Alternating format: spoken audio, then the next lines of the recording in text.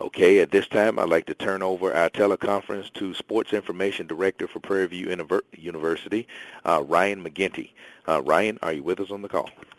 This is Chris Elliott, women's basketball sports information contact. Okay, go ahead, Chris. It's all yours. All right. Well, first, we'd like to congratulate Coach Wilson for making her third consecutive appearance to the NCAA tournament. We'd like to field any questions from the media regarding Prairie View A&M's 6:40 p.m. game on Sunday versus Baylor University. Why don't we go ahead and start out by having Coach Wilson make some comments, and then we can open up for questions. Hey, how are you guys doing? Just opening up as far as we drew out Baylor, which we pretty much thought we were going to draw. The girls have had a couple practices. We had our first official practice today. We did some film and stuff yesterday. The girls seem focused.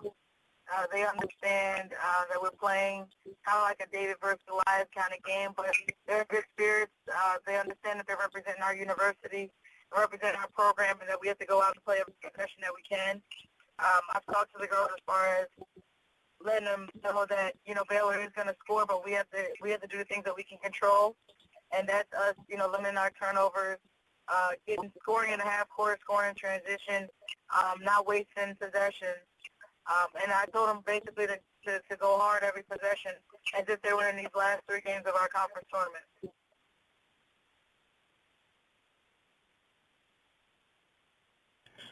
After that opening statement, are there any questions by the media directed towards Coach Wilson? Coach Wilson? Yes. Hi, this is Joseph Duarte with the Houston Chronicle. How are you doing? Good. How are you? Good, thank you. You alluded to the David versus Goliath, and I guess it goes without saying your girls know plenty about Brittney Griner, but can you just kind of talk about, what I guess the rest of college basketball over 4 years hasn't really been able to do, and that's at least trying to stop her or limit, what she does, the damage? Yeah, well, we played them 2 years ago, the first championship that we had, and we played Baylor, so it's kind of like a rematch. We're at the same hotel as this year, and even the people that called us, they all remember us from the first 2 years ago playing Baylor. It's on their home floor, but everyone seems to think it's only Brittney Griner. They have so much more support than just Brittney Griner. They have Odyssey Sims, who my first year, we triple and double teamed Brittney and Odyssey, and I don't know if you remember Melissa Jones, they couldn't hit any shots, and if you would tell me that, Odyssey had 5 points and Melissa Jones had 3 points, and we still lost that game by 40, you would think it was a close game. So this year, they start 4 seniors and 1 underclassman, and Brittney, she does so much for the team, offensively, defensively. She's probably the most dominant player I've ever seen play basketball, and I've seen her once, and now live, I have to see her twice. And she just altered. She's seen, as you see, they've won 32 games.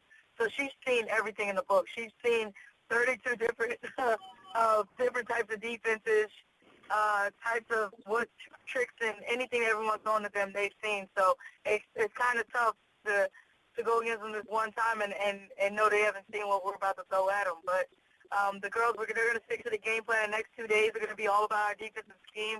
And we're going to come out there and try and, I told the girls, they're going to score. We just got to make sure we score and try and keep it within arm's length. Great. Coach Wilson, Antoine Bell from the SWAC. Your young ladies came off of a very dramatic 4-overtime win to claim your 3rd straight championship. What do you have to do as a coach to kind of get them back down to earth and get them in the mindset to prepare for their next game? Oh, just show them Brittney Griner drop step in the versus Kansas State for that dunk on the baseline right corner. That's pretty much all I got to show them, and they'll come back down the ground real quick. But, I am showing them films from some teams that are like us. Baylor came and played Rice. They played Southeastern Louisiana. They played Iowa State in the championship game. All those films I've already watched so that I can kind of come up with a scheme. And I'm sure they've seen it all, but the thing is you got to keep Baylor thinking. You got to keep Brittney thinking. Their other players still have to show up. Brooklyn Pope's a great inside post.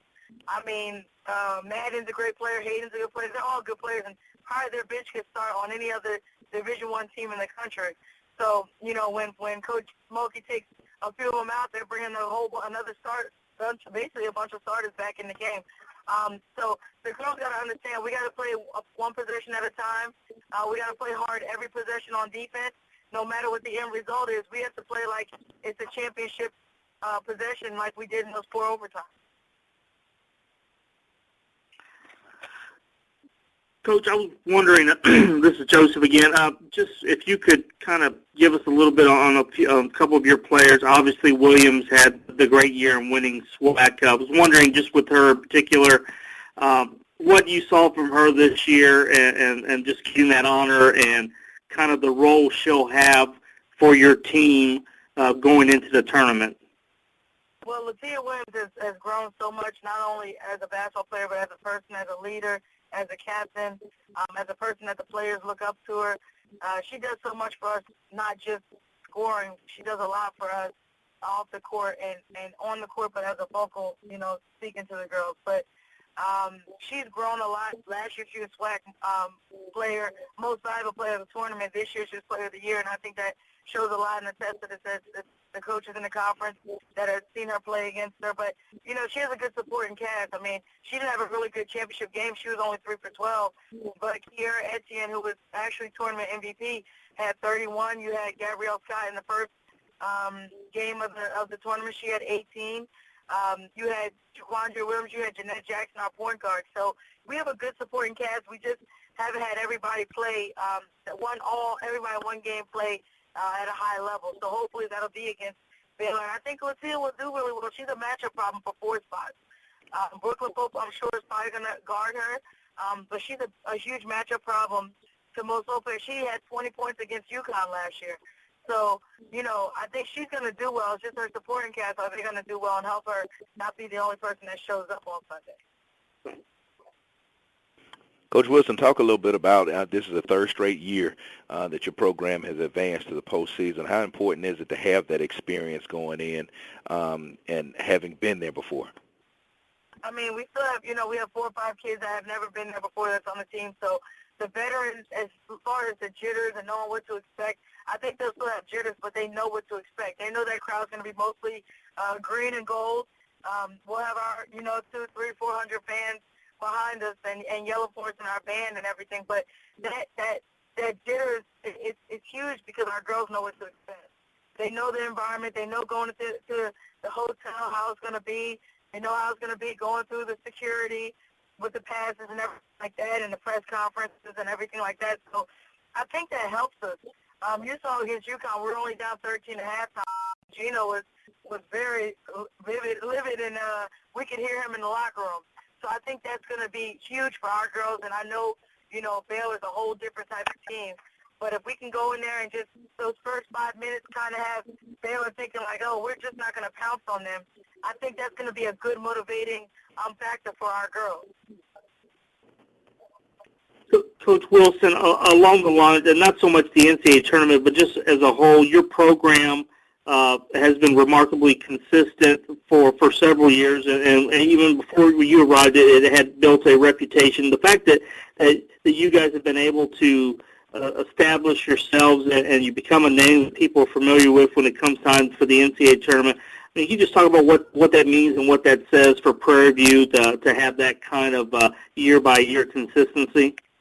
I think it's great for our university. A lot of people come to the school because of the sports, the fans, and all the students that come to the school. They want to come and see good sports, winning sports. It brings a winning mentality. It helps recruiting tremendously. Before the 7 years, when the first year I got here, no one wanted to come from Texas, wanted to come to Prairie View. And now, you know, that first year, Coach and I, we won it that first year, and now everyone's trying to come. We get emails, we get phone calls, we get texts, we get everything. For everyone that wants just an opportunity to walk on, or they want to be on the team, or they want us to look at film, we get film every day.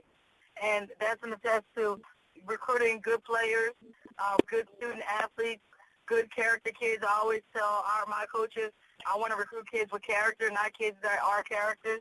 and that are good overall human beings and citizens of our university that give a good representation on and off the court. We haven't had kids any issues off the court. We've never had any kids ineligible. So I think that goes to show you that we're recruiting the right way. We're doing the things the right way, and we're being successful doing it that way. And so I'm not sure anything on how I'm recruiting and what type of kids we're getting.